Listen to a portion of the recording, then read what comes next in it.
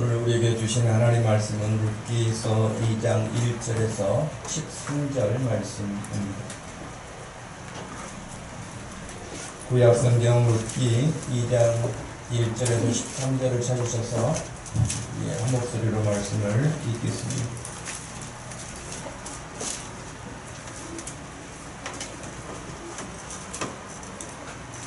룻기 2장.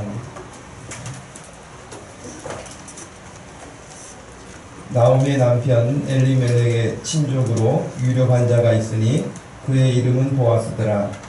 모압 여인이 룻이 나오미에게 이르되 원하건대 내가 밭으로 가서 내가 누구에게 은혜를 입으면 그를 따라서 이삭을 줍겠나이다 하니 나오미가 그에게 이르되 내 따라 갈지어다 하매 룻이 가서 베는 자를 따라 밭에서 이삭을 줍는데 우연히 엘리멜렉의 친족 보아스에게 속한 밭에 이르렀더라. 마침 보아스가 베들레헴에서부터 와서 베는 자들에게 이르되 여호와께서 너희와 함께 하시기를 원하노라 하니 그들이 대답하되 여호와께서 당신에게 복 주시기를 원하나이다 하니라. 보아스가 베는 자들을 거느린 사환에게 이르되 이는 누구의 소녀냐 하니 베는 자를 거느린 사환이 대답하여 이르되 이는 나오미와 함께 모압 지방에서 돌아온 모압 소녀인데 그의 말이 바로 베는 자를 따라 단 사이에서 이삭을 죽게 하소서 하였고 아침부터 와서는 잠시 집에서 쉰 후에 지금까지 계속하는 중입니다. 보아스가 룻에게 이르되 내 따라 들으라. 이삭을 주러 다른 밭으로 가지 말며 여기서 떠나지 말고 나의 소녀들과 함께 있으라. 그들이 베는 밭을 보고 그들을 따르라. 내가 그 소년들에게 명령하여 너를 건드리지 말라 하였느니라. 목이 마르거든 그릇에 가서 소년들이 길러온 것을 마실지니라 하는지라. 룻이 엎드려 얼굴을 땅에 대고 절하며 그에게 이르되 나는 이방 여인이거늘 당신이 어찌하여 내게 은혜를 베푸시며 나를 돌보시나이까 하니 보아스가 그에게 대답하여 이르되 내 남편이 죽은 후로 내가 시어머니에게 행한 모든 것과 내 부모와 고국을 떠나 전에 알지 못하던 백성에게로 온 일이 내게 분명히 알려졌느니라. 여호와께서 내가 행한 일에 보답하시기를 원하며 이스라엘의 하나님 여호와께서 그의 날개 아래에 보호를 받으러 온 네게 온전한 상 주시기를 원하노라 하는지라. 룻이 이르되 내 주여 내가 당신께 은혜 있기를 원하나이다. 나는 당신의 하녀 중에 하나와도 같지 못하오나 당신이 이 하녀를 위로하시고 마음을 기쁘게 하는 말씀을 하셨나이다 하니라. 아멘. 오늘 위로하시는 하나님 세 번째 시간 말씀을 전합니다.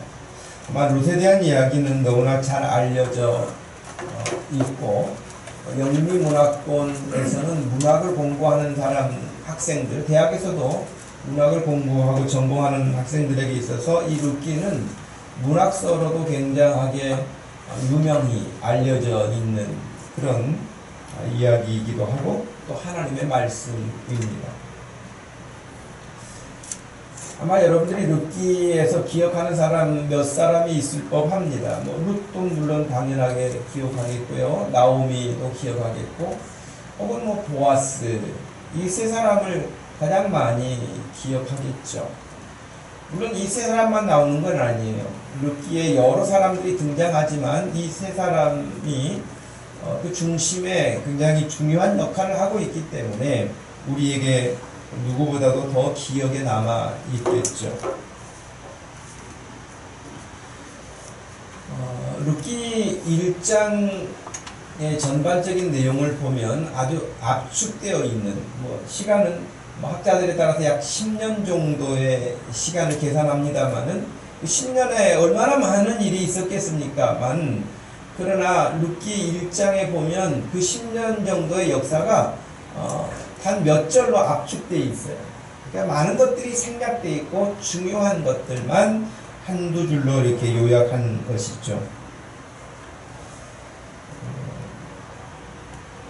구약 역사 속에서 수많은 아픔의 역사가 반복된다고 보아요. 이건 구약 역사만이 아니라 우리 모든 인류의 역사가 숱한 그런 아픔의 역사이기도 해요. 왜냐하면 그건 너무 당연하죠. 범죄한 이후에 인간이 원래 하나님이 지어놓으신 그 좋은 모습들을 상실하게 되니까 그것들을 하나님이 아닌 다른 것들로 자꾸 채우려고 하다 보니까 싸움도 나고요. 다른 사람의 것을 빼앗으려고 하다 보니까 전쟁도 나고요. 다른 사람의 것을 내 것으로 가지고 오기 위해서 거짓말도 하고요. 그러니까 거짓말을 하면 거짓말에 속는 사람도 있고요. 속으면 손해를 보기도 하고요. 그러니까 이런 일들이 얼마나 많은지 몰라요. 지금 우리 여기 뭐 남부 법원이 있습니다만은 법원이 그렇게 많은 인력을 투입해서 재판을 하는 이유가 뭡니까? 다 얽혀 있는 거 아닙니까? 얽혀 있는데 내가 잘못했으니 나 좀 처벌해 주세요. 그런 사람은 없어요. 거의 없다고 봐야죠. 대부분의 사람들은 내가 잘못이 없고 내가 억울하다는 거예요. 그러니 법적으로 이 부분들을 해결해 주셔서 내 억울함을 풀어달라고 하는 거 아니겠습니까? 그러니 양쪽이 다 팽팽하게, 한쪽은 완전히 누가 봐도 거짓말한 사람일 수도 있는데 그 사람도 역시 자기의 억울함을 이야기하고요. 또 다른 사람도 여전하게 자기의 억울함을 혹은 빤히 하는 거짓말도 변호사를 세워서 거짓말이 아닌 것처럼 말 잘하면 변호사 같다 그런 말을 하잖아요. 그러니 얼마나 그럴듯하게 해서 죄가 있는데도 죄가 없는 것처럼 벌을 받지 않게 하는 그런 일들이 많습니까? 그러니 여러분 한 인간의 개인의 역사도 그렇지만 우리 한국이라고 하는 우리 민족의 역사도 아픔의 역사가 많죠. 이스라엘의 역사도 많죠. 구약의 역사도 어느 나라든 다 마찬가지예요. 근데 이제 성경에 우리가 압축해서 범위를 좁혀가지고 생각해 본다면 성경에도 여러분 수없이 많은 사건들이 기록되어 있는데 가장 큰 비극적인 사건은 여러분 뭐라고 생각하십니까? 성경에 수없이 많은 사건들이 있어요. 그러나 그 많은 사건 가운데 가장 비극적인 사건이라고 한다면 여러분 뭘 고르고 싶습니까? 그쵸? 아마 모든 근원이 되어질 수 있는 고통의 근원을 제공한 아담과 하와의 타락이라고 할 것입니다. 하나님으로부터 충분히 모든 것들을 다 공급받게 되어진 에덴 동산에서의 삶을 저버리고 결국에는 하나님의 말씀을 거역하고 불순종한 그 대가가 지금 우리가 당하는 이 수많은 고통이 다 거기에 뿌리를 두고 있는 것이기 때문에 아마 아담과 하와가 하나님의 말씀을 거역하고 타락한 그 일이야말로 인류 역사에서도 그렇지만 특별히 성경의 수많은 사건 중에도 가장 비참한 사건이라고 생각됩니다. 물론 여러분 그 일 이후에 사람이 지금처럼 이렇게 70억이 넘어가는 이렇게 많은 인구가 아니었고 불과 몇 사람이 있던 그 시대 아닙니까? 아담과 하와와 그리고 가인과 아벨과 또 성경에 기록되지 않은 그 형제들까지 우리가 생각한다 해도 얼마 되지 않는 그 사람 관계 얼마나 애정을 가지고 살 법하지 않겠습니까? 그런데 가인이 동생 아벨을 살인하는 그런 무서운 끔찍한 일이 벌어지지 않습니까? 사람이 많으니까 그 중에서 어떤 돌출 현상이 일어나는 것이 아니에요. 사람 몇 안 되는 상황에서도 그 악한 일은 벌어지는 거예요. 그러니 형이 동생을 쳐 죽인 그 사건을 바라보고 있는 아담과 하와는 부모의 입장에서 어떻겠습니까? 단순히 여기서 끝나지 않고 그 이후에 계속되어지는 모든 것들은 점점점 죄가 눈덩이처럼 커져가면서 이제는 하나님을 우습게 여기고 하나님의 말씀도 가볍게 여기고 하나님의 말씀을 아예 귀에 담아두지도 않고 그렇게 사는 사람들의 역사가 성경에 수없이 기록되고 있습니다. 오죽하면 하나님께서 그냥 둘 수가 없어서 다 쓸어버리겠다고 하시면서 홍수가 일어나게 하셔서 노아 홍수 사건 때 심판을 당한 그 무서운 끔찍한 일이 있지 않았습니까?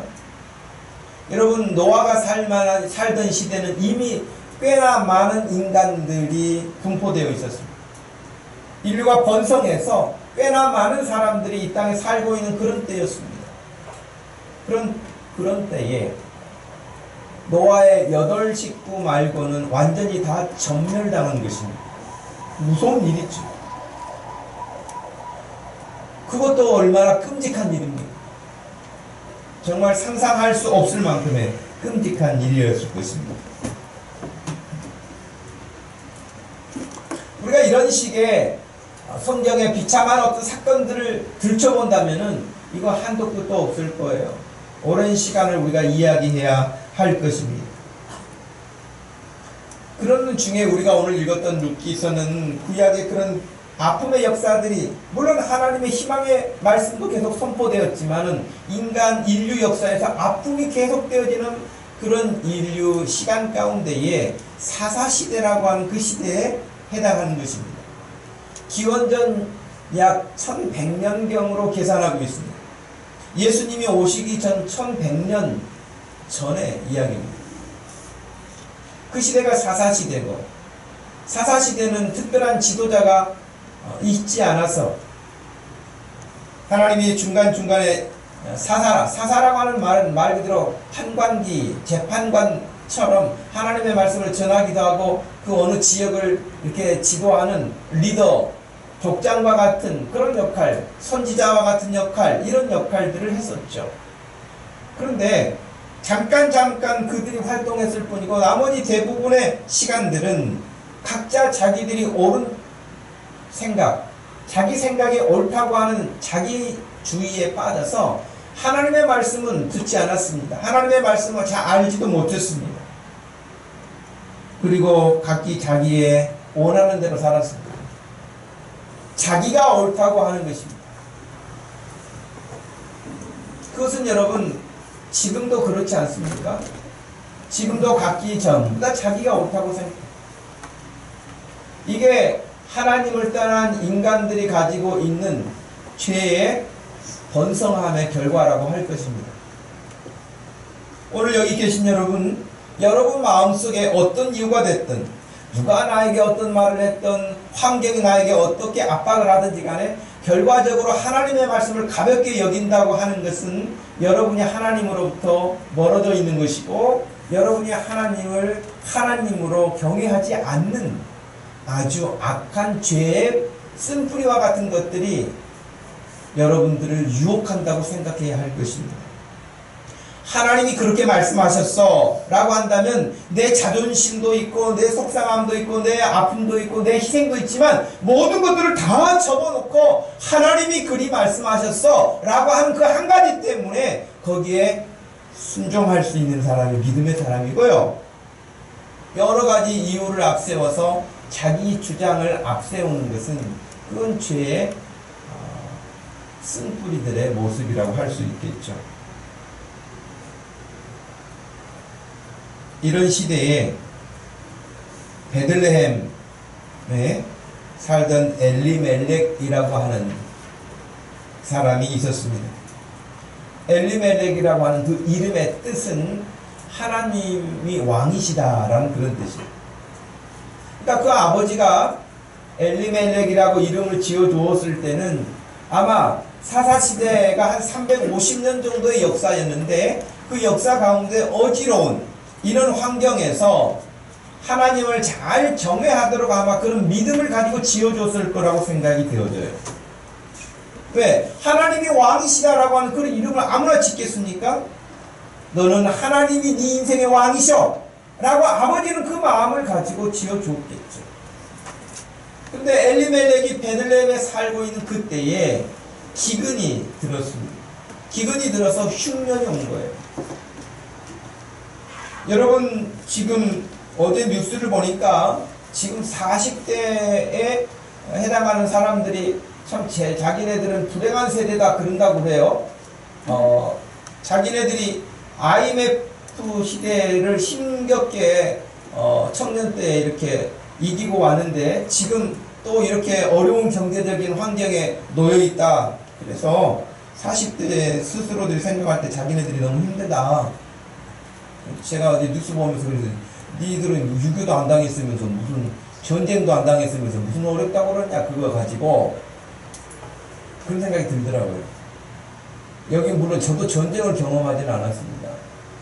우리는 전쟁도 경험하지 않고 일제 침략도 경험하지 않은 사람들 아니겠어요? 그 시대 산 사람들도 있는데 뭐 좀 IMF 뭐 그 정도 가지고 너무 우리는 불행한 세대다. 그 연약한 사고지 않을까 생각을 해요.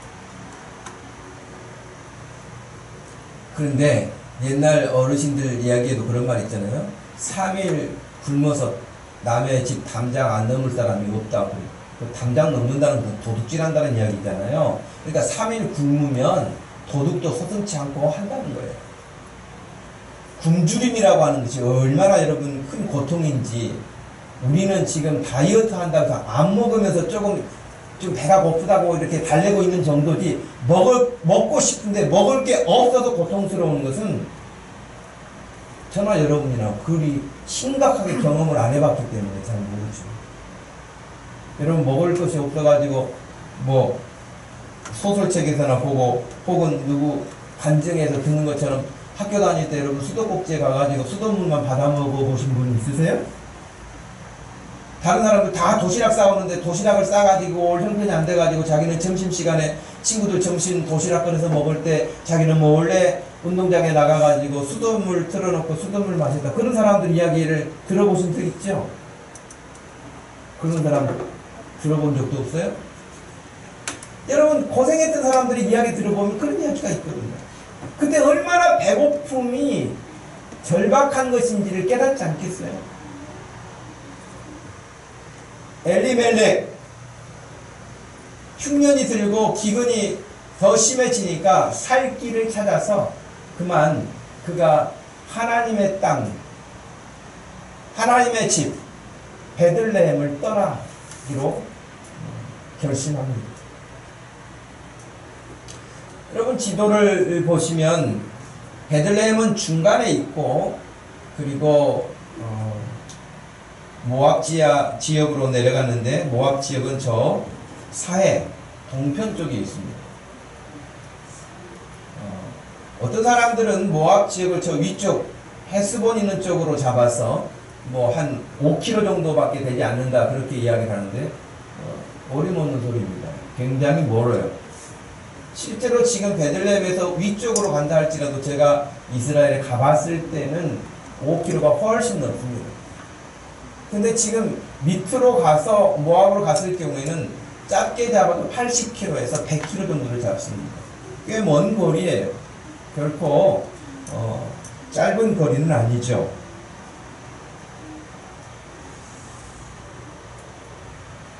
엘리멜렉의 아내는 나오미였고, 또 그에게는 두 아들, 말론과 기럐이라고 하는 두 아들이 있었다는 것까지는 우리가 알고 있습니다. 그런데 흉년을 피하여서 결국 풍요의 삶을 꿈꾸면서 갔는데, 엘리멜렉의 삶은 거기서 더 이상 우리에게 알려진 바가 없습니다. 죽었다는 말 밖에는 남겨진 게 없습니다.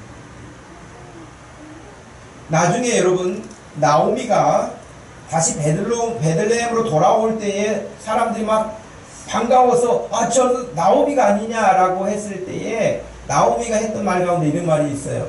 내가 베들레헴에서 모압으로 갈 때는 풍족한 중에 갔다는 거예요. 그러나 지금은 아무것도 없이 돌아왔다, 그렇게 말을 했거든요. 그렇게 보면 풍족하게 나갔다고 하는 것은 마치 오늘날 해외 이민 갈 때 이민 받아주는 나라들이 어느 정도의 돈을 가지고 있으면 받아주는 것처럼 돈을 가지고 갔을 거예요. 풍족한 중에 갔다는 거예요. 근데 놀랍게도 더 풍요로운 삶을 꿈꾸며 베들레헴에서 모압으로 갔던 엘리멜렉은 죽었다는 기록 말고는 남긴 게 없습니다.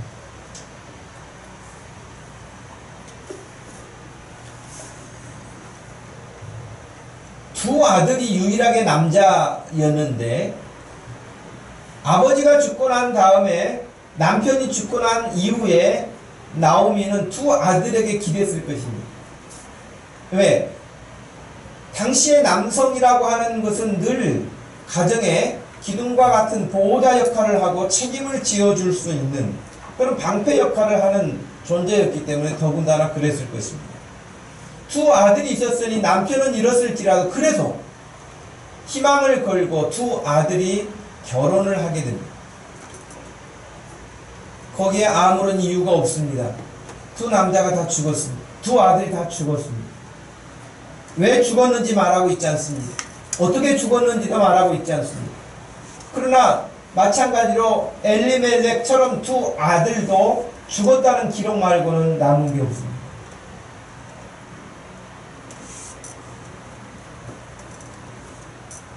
다행이라고 한다면, 나오미에게 다행이라고 한다면, 그 당시에 한 사람 한 사람은 사람 한 사람 한 사람은 그 사람이 가지고 있는 노동력 때문에 재산과 같은 거예요. 그래서 불행 중에 다행이라고 한다면 두 며느리가 있어서 그래도 어떻게 보면 노동력이 자기 혼자 버티는 것보다는 좀 낫지 않겠습니까? 나오미의 지금 형편은 그런 아주 극한 상태에 떨어져 있었던 것이죠.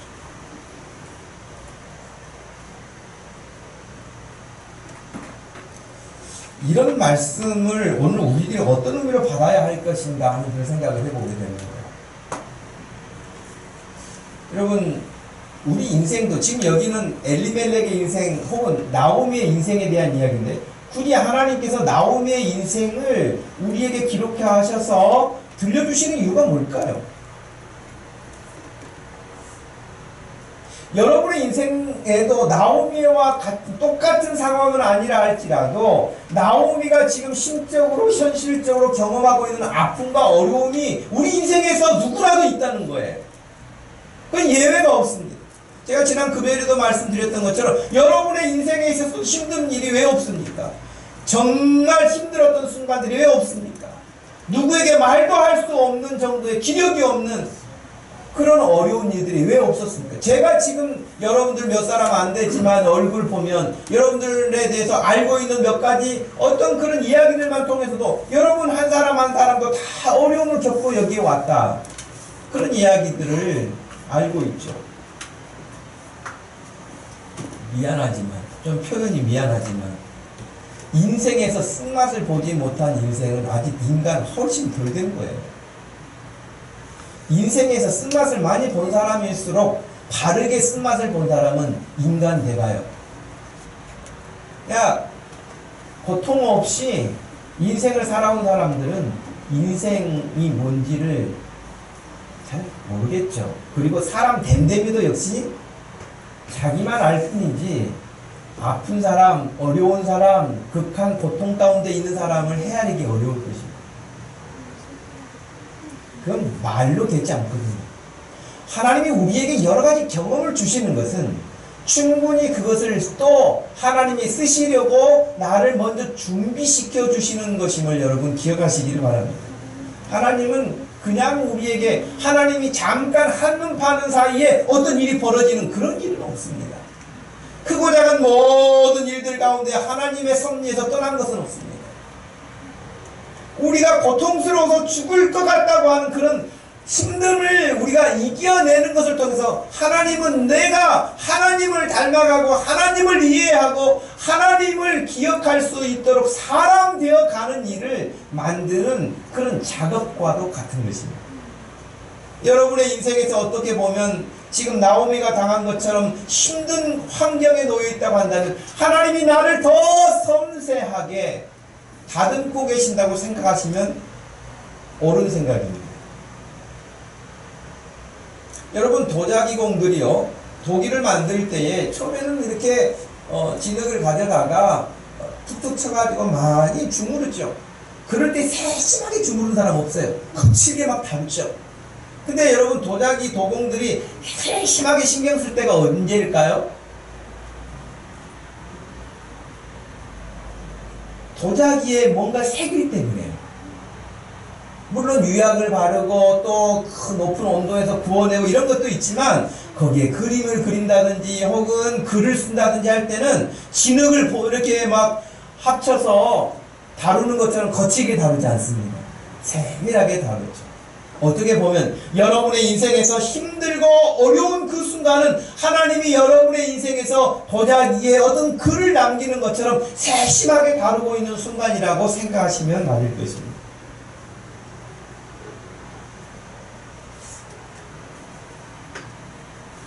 그리고 결코 우리 인생에서 만나는 고난은 헛되지 않다는 것, 하나님이 우리를 버려서 그런 일도 아니시라는 것, 하나님이 나를 그렇게 미워해서 생긴 일도 아니시라는 것, 오히려 이런 것들은 나를 더 주님 닮아가게 하고 더 주님을 알아가게 하고 더 주의 은혜를 확인하도록 하시는 하나님의 손길임을 우리가 명심해야 할 줄로 압니다.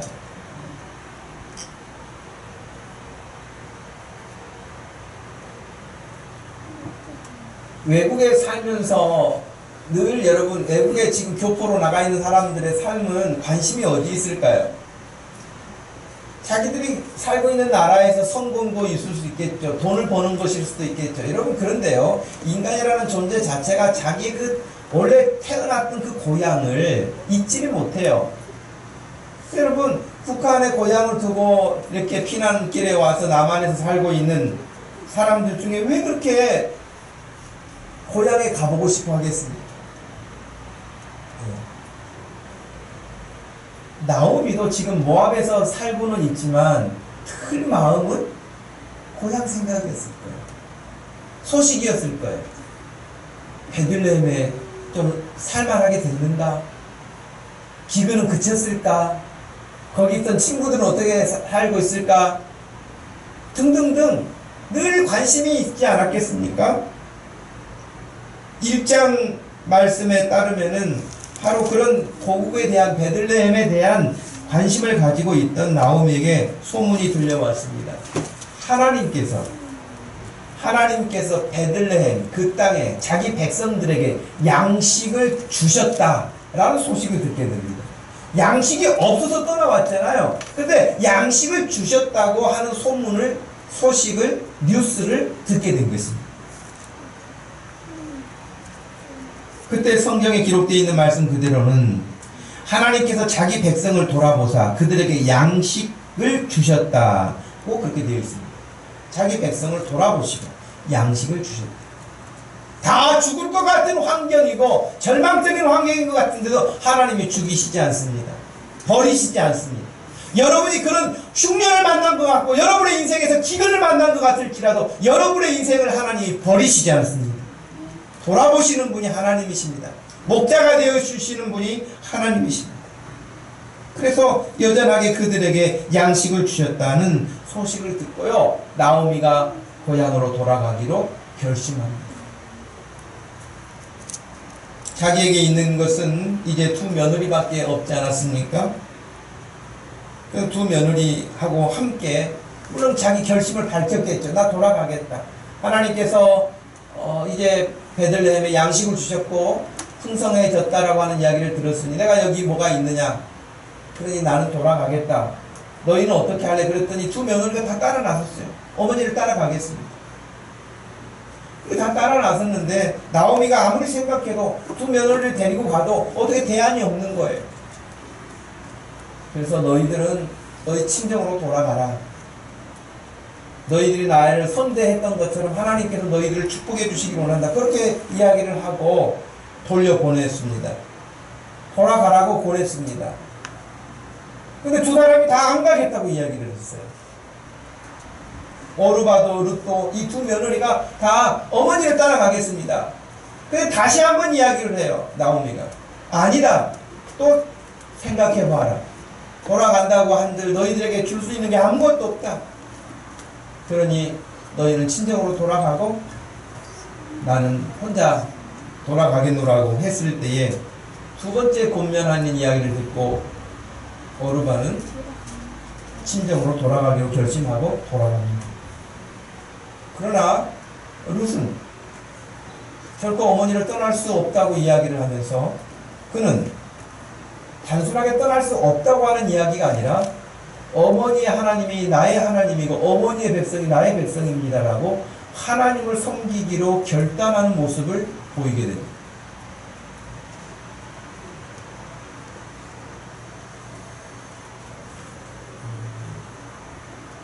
그래서 1장 15절에 보니까 나오미가 보라 네 동서는 그의 백성과 그의 신들에게로 돌아가나니 너도 너의 동서를 따라 돌아가라 하니 룻이 이르되 내게 어머니를 떠나며 어머니를 따르지 말고 돌아가라 강권하지 마옵소서. 어머니께서 가시는 곳에 나도 가고 어머니께서 머무시는 곳에 나도 머물겠나이다. 어머니의 백성이 나의 백성이 되고 어머니의 하나님이 나의 하나님이 되시리니 어머니께서 죽으시는 곳에서 나도 죽어 거기 묻힐 것이라.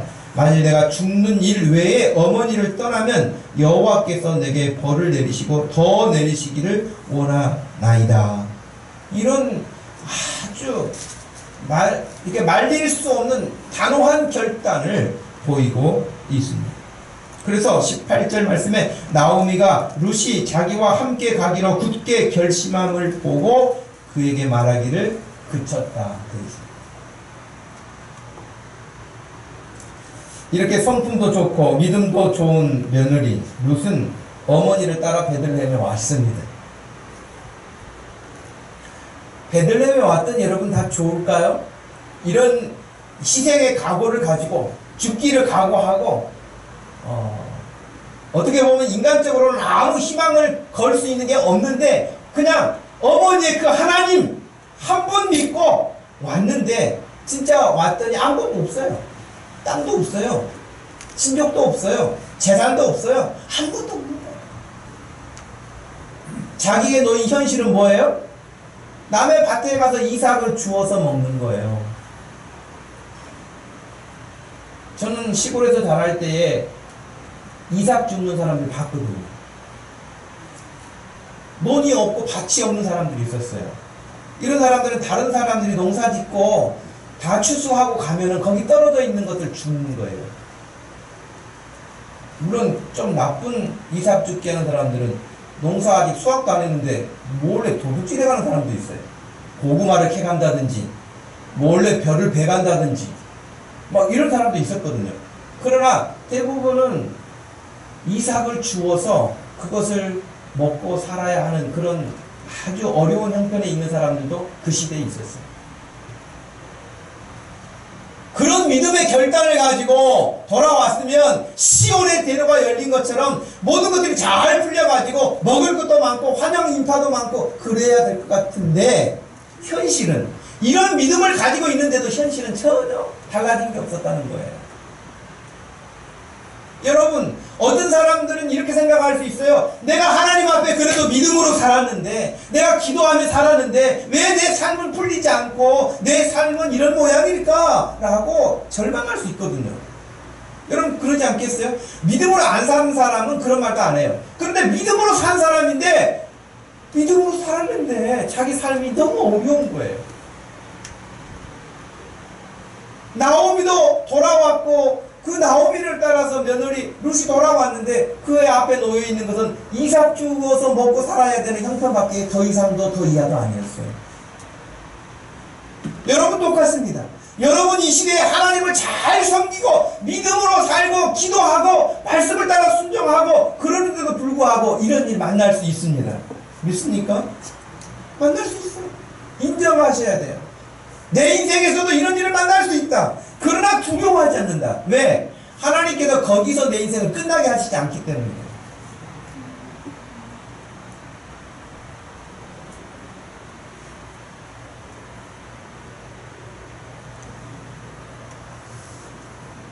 저는 우리 성도들이 살아가는 어떤 삶에 있어서 이런 모습들은 뭐 자주 본다고 할 수 있죠.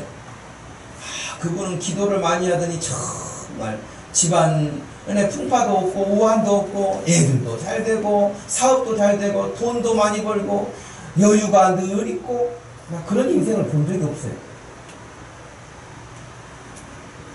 모르긴 하지만 제가 확인을 해보지 않았지만 만약에 정말 뭐든지 다 잘 돼가지고 정말 비 한 방울도 안 맞고 산다. 바람도 한 번도 치지 않는다. 재미없는 인생일 것 같아. 아무 재미가 없을 것 같아. 온실에서 그냥 꽃 모양은 잘 가지고 있는데 향도 안 나고 그냥 꽃 모양만 가지고 있는 조화와 같은 인생일지도 몰라요. 자충우돌 하고 이런 일 만나고 저런 일 만나고 죽을 것 같고 고통스럽고 그런 일들을 만나면서 그런 일을 만날 때마다 하나님과의 관계 속에서 씨름하면서 다져진 인생이 좀 살만해요. 어떤 형편을 만나도 두려움이 없어요. 그 인생은 점점 주님을 닮아가게 돼 있어요.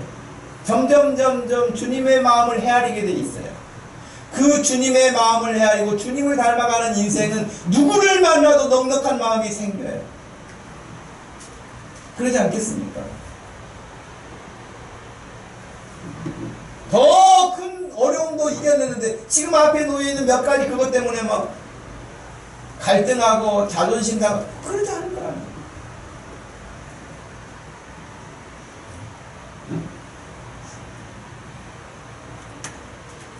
아마 우리 성도들 가운데도 참 나는 왜 이렇게 힘든가, 아무개네 보면은 집도 샀다 그러는데 땅도 샀다 그러는데 재산도 더 늘었다는데, 우리도 1년에 한 번씩 그 국회의원들처럼 공직자들처럼 재산 신고 한번 해볼까요? 더 늘었는가 줄었는가? 그럼 여러분, 더 느는 사람이 우리 성도들 가운데 얼마나 될까 난 모르겠어요. 국회의원들 뭐 공직자들은 1년이면 몇 억씩 는다는데, 아마 우리들은 막 그렇게 계산해 봤을 때 막 부러워 죽겠네 막 그런 사람 별로 없을 거예요. 어떤 면에서는 감사한 일인지도 몰라요. 누구 한 사람만 너무 잘 되고 나머지는 전부 다 그냥 힘든 상태에 있으면은 상대적으로 힘들 수 있는 것이 배가 될 수 있는데, 하나님이 우리를 잘 아시고 너희들 고만고만하게 그냥 잘 지내라 그러시는지도 모르죠.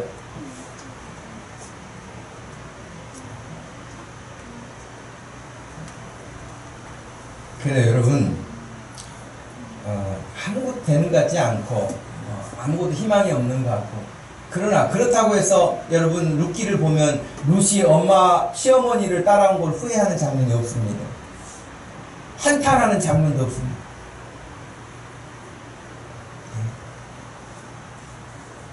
이때 하나님이 구원 투수와 같이 보낸 한 사람이 있었으니 그 사람이 바로 보아스입니다. 보아스는 신약에서 예수 그리스도를 예표하는 인물이기도 합니다. 우리 인생이 마치 이 나오미와 같이 절망스럽고 룻과 같이 절망스러운 환경에 사는 우리 인생들에게 예수 그리스도가 희망의 소식이고 기쁜 소식이었던 것처럼 나오미와 룻에게 보아스는 복음이었어요. 얼마나 인품이 좋은지 보아스가 예수님을 보는 것 같은 느낌을 들 만큼이에요.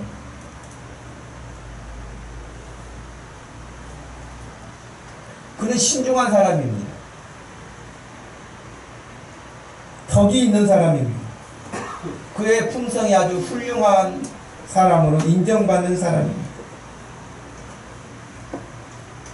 보아스는 룻에 대한 소문은 들었지만 룻을 직접 본 적은 없었습니다. 그날도 자기 밭에 일하는 일꾼들이 많이 일을 하고 있는데 밭에 한번 나와봤습니다. 근데 모르는 소녀가 이삭을 줍고 있어서 저 사람은, 저 소녀는 누구냐고 묻는 걸 보니까 룻을 직접 본 적이 처음인 것입니다. 그 순간. 그러나 소문은 들어서 알고 있습니다. 나오미에 대한 소문은, 친족이었으니까요.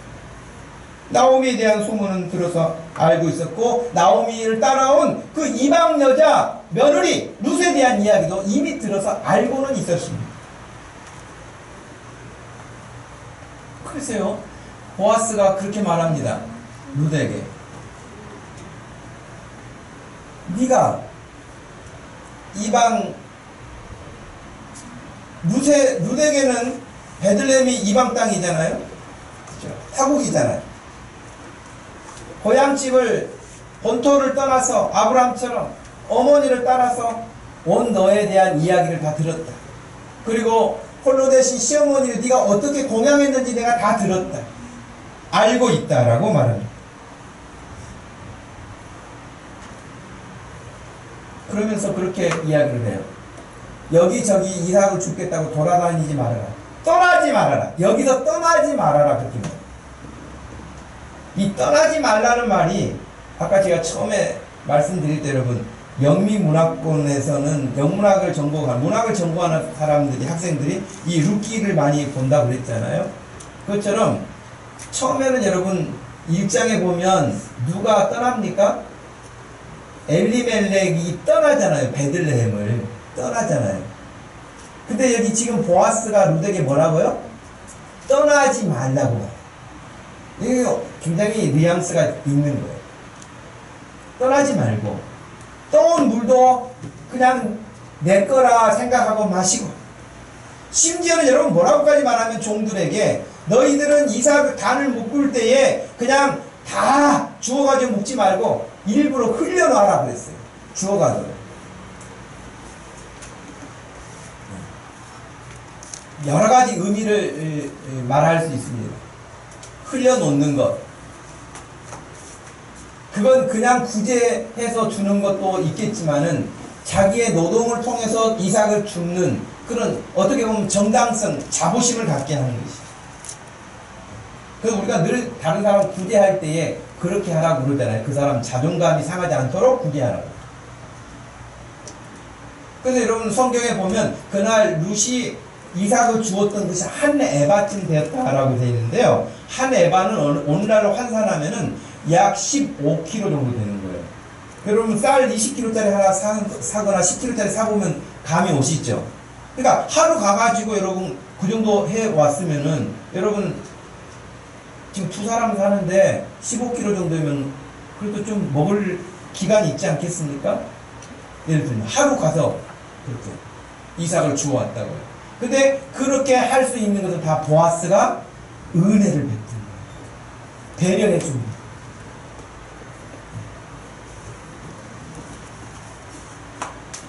그래서 저는 룻기에서 가장 기억에 가지고 있는 말씀들이 몇 군데 있는데 그 중에서 오늘 읽었던 13절 말씀 보시기 바랍니다. 룻이 이렇게 은혜를 베푸는 보아스에게 말합니다.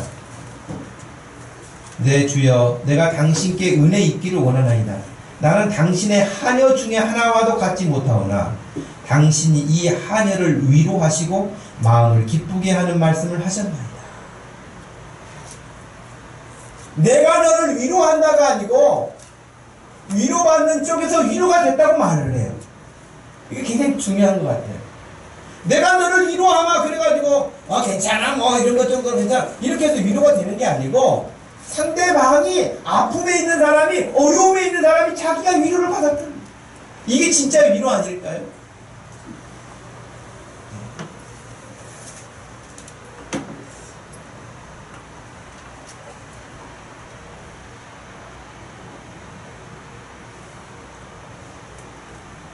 나오미의 시간이 지나면 옛날 친구들도 있고 뭐 이렇게 관계가 있으니까 살만할지 모르겠지만 룻은 처지가 달랐습니다. 시간이 가도 여전하게 이방 여자입니다. 유대인들에게 있어서 이방인은 얼마나 여러분 편견을 가지고 있습니까? 그런 상황에서 하나님께서 보아스를 보내는데요. 보아스를 보냈을 때에 우리가 같이 읽었던 말씀 중에 이런 1절 말씀이 이렇게 되어 있잖아요. 나오미의 남편 엘리멜렉의 친족으로 유력한 자가 있으니 그의 이름은 보아스더라. 유력하다.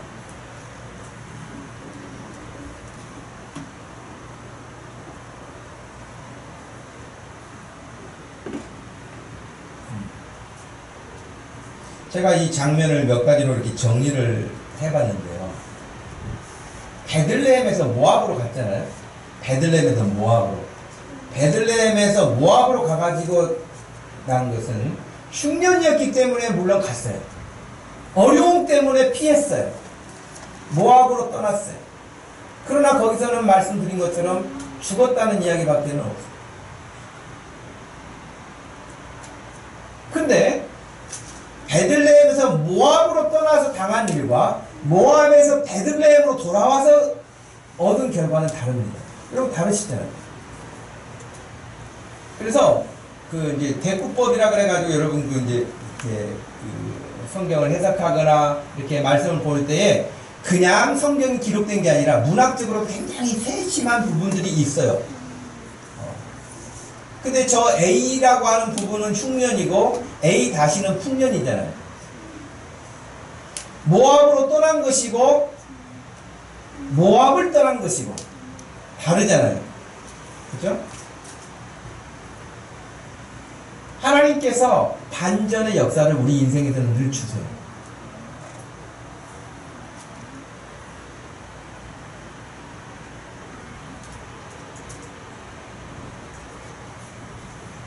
11절 말씀에 보아스가 그에게 대답하이르되 네 남편이 죽은 후로 네가 시어머니에게 행한 모든 것과 내 부모와 고국을 떠나 전에 알지 못하던 백성에게로 온 일이 내게 분명히 알려졌느니라. 여호와께서 네가 행한 일에 보답하시기를 원하며 이스라엘의 하나님 여호와께서 그의 날개 아래에 보호를 받으러 온 너에게 온전한 상 주시기를 원하노라.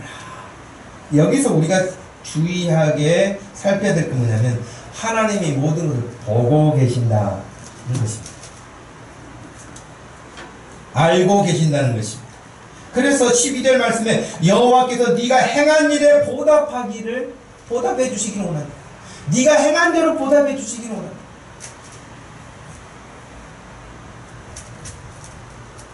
그러므로 여러분 열심히 믿음으로 살았는데 지금 형편이 어렵다고 생각하십니까? 하나님이 여러분이 열심히 하셨던 것을 보고 계십니다. 알고 계십니다. 기억하고 계십니다. 다시 회복할 날도 있을 것입니다. 여전하게 이스라엘의 하나님 여호와께 그 날개 아래 보호를 받으러 온 네게 온전한 상 주시기를 원한다. 하나님께 피하십시오. 어떤 어려움이 있어도 어떤 속상함이 있어도 어떤 힘든 일이 있어도 늘 하나님의 품으로 피하십시오. 베들레헴에서 모압으로 가는 게 피하는 게 아닙니다. 굶어 죽는 한이 있을지라도 베들레헴에 있어야 되는 것입니다. 하나님의 품에 있어야 되는 것입니다. 그것이 우리 신앙의 중심입니다. 우리를 보호해 주시고 상 주시는 하나님. 근데 이 일을 우리가 계속해서 보아왔던 것처럼 하나님께서 천사를 보내셔서 쌀을 가지고 내려와가지고 천사가 몇 명이 내려가지고 한 천사는 쌀 가지고 내리고 한 천사는 돈 가지고 내리고 오고 한 천사는 멋진 남자 데리고 와가지고 신랑 삼아주고 이러지 않으신다는 거예요. 하나님이 여전하게 일하시는데 사람을 보내시는데 사람을 통해서 일하십니다.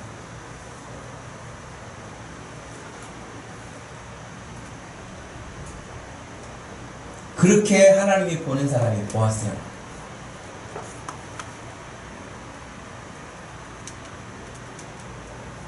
우리가 좋은 생각할 수 있죠. 좋은 말 할 수 있죠. 그러나 그 행동하는 건 쉽지 않습니다.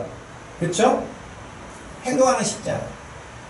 우리 기도합시다 그러면 목사님 기도하면 뭔 필요가 있습니까? 이런 사람 아무도 없을 거예요. 기도해야지 다. 해야지까지는 동의하는데 쉽습니까 그게? 말씀 보고 큐티해야죠. 다 동의하죠. 그러나 행한다는 게 쉽습니까? 쉬운 게 아니에요. 무엇이든지. 이유는 많아요.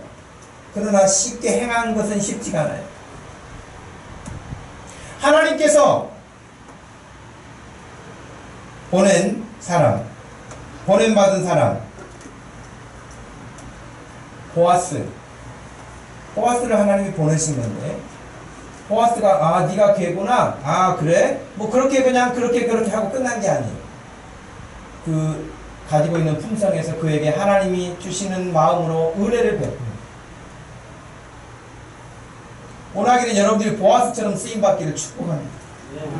그런 사람입니다.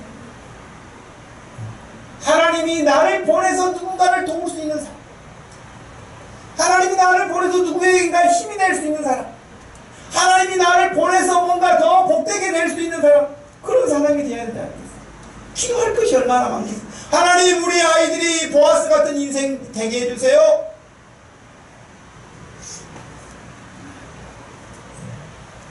하나님 우리가 내 자신이 보아스 같이 되게 해주세요. 우리가 여러분 그래서 2010년도가 보아스 통장을 그래서 만든 거예요. 이웃을 좀 도웁시다. 그 당시만 해도 동전이 많이 생겼는데 요즘에는 동전이 아예 없잖아요. 동전 생기면 무조건 통장에 넣어가지고 우리가 한 달에 한 번씩 모아서 어려운 이웃을 도웁시다 해서 2010년에 시작한 거예요.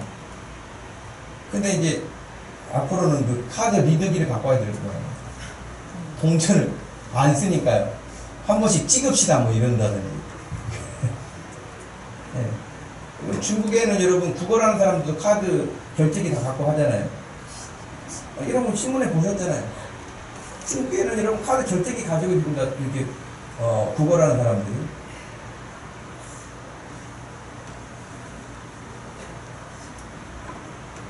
제가 이제 교회 사무실 문을 열어놓고 있으니까 이제 뭐 구걸하는 사람들 많이 오잖아요.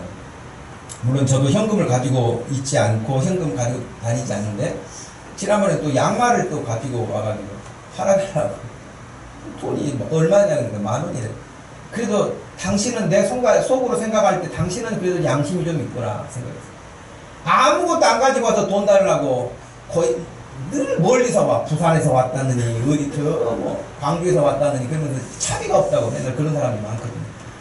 근데 이 사람은 아예 그냥 양말 5켤레 가지고 와서 10,000원 달라는 거예요.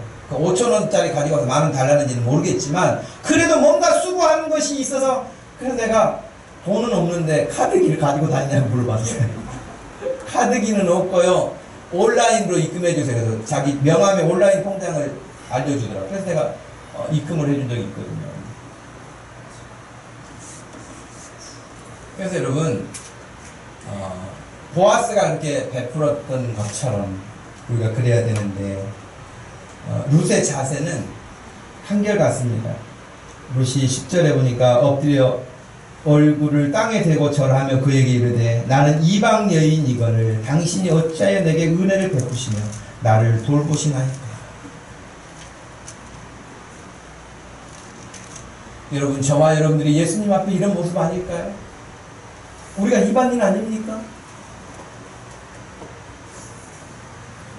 나 같은 자가 무엇이라고 예수 그리스도께서 이 땅에 오셔서 우리를 위해서 나를 위해서 자신을 다 내어주시고 십자가에서 죽기까지 하셨다는 말인지 이 사실을 믿으십니까? 여러분이 뭐라고? 제가 뭐라고? 여러분 너무 큰 일이어서 믿어지지 않을 거예요.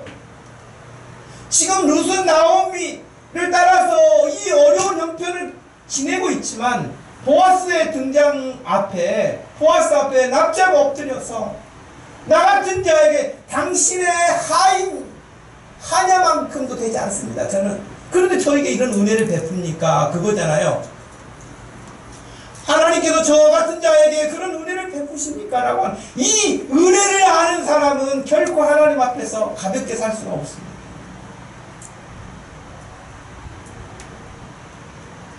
우리가 룻처럼 땅에 얼굴을 대지는 못한다 할지라도 여러분 예배라고 하는 것이 하나님 앞에 예의를 갖춰서 절한다는 거 아닙니까? 예배가.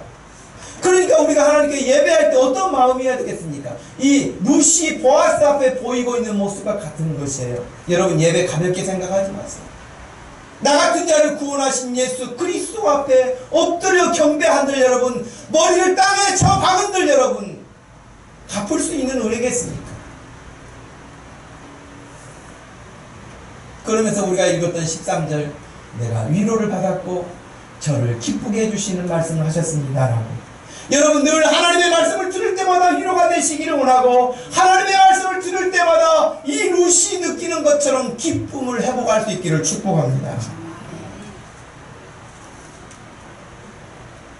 저는 이렇게 한 가지로 정리하고 말씀을 마치겠습니다.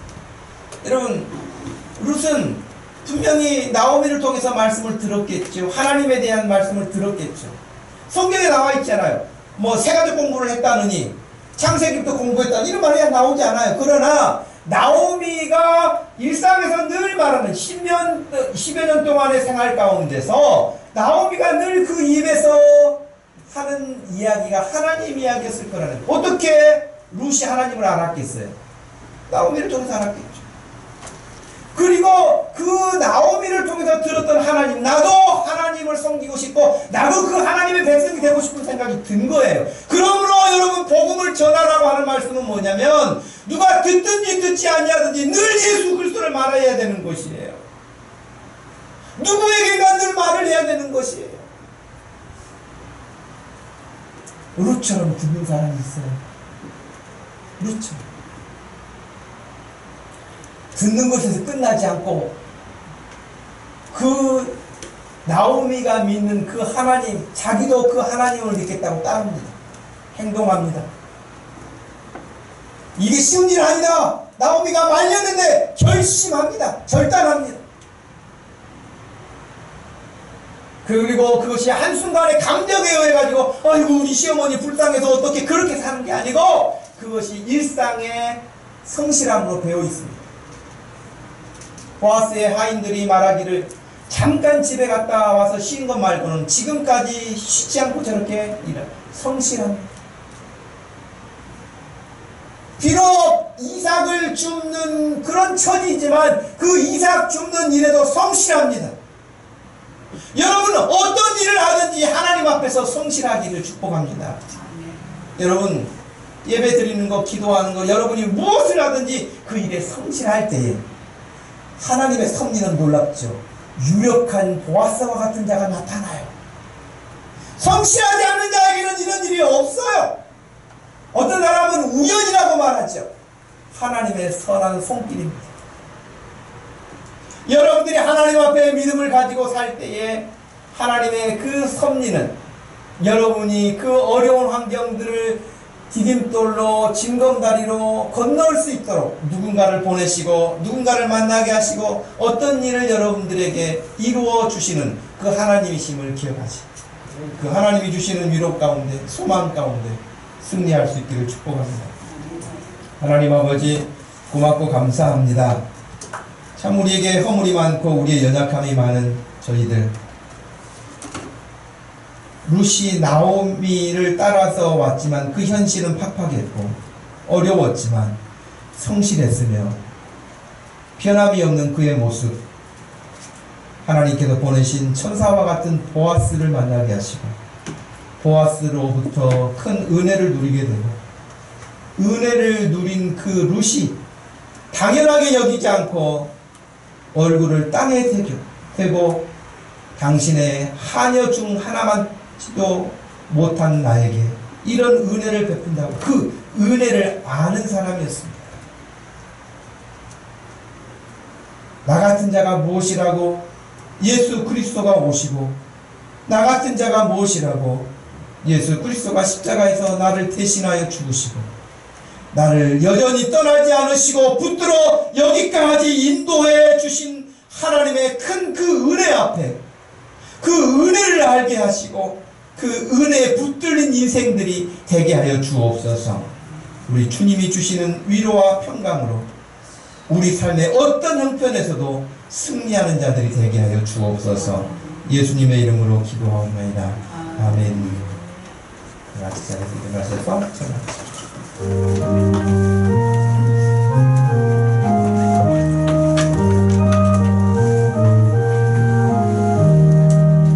사랑하는 주님 앞에 형제자매 한자리에 계시는 내 생각하며 즐거운 찬송 부르네.